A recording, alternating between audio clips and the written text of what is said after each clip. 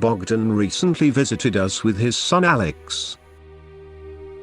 This is the first such visit in the history of avionics. They wanted to meet us and see how avionic is created. Bogdan is our first customer. His avionics has the serial number LRZ001.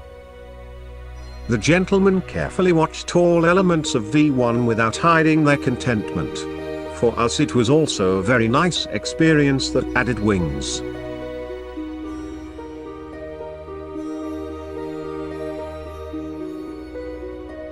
Alex drives the first avionics prototype called the M2 Avionics Vintage.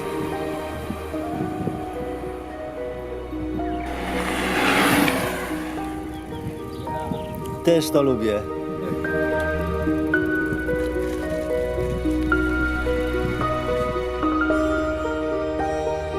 This is a special version of Avionics V1, belongs to Giro. This V1 is devoid of wooden elements except the main box and the front lamp.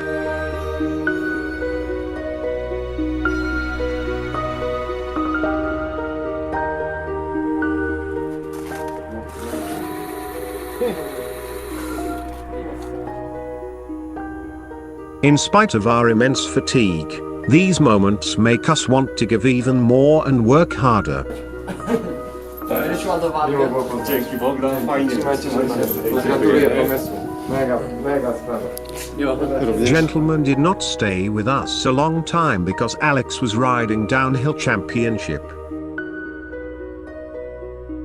Bogdan and Alex, thank you for this fantastic visit. Thanks to such meetings, we are happy to return to work for you all. Let's fly together.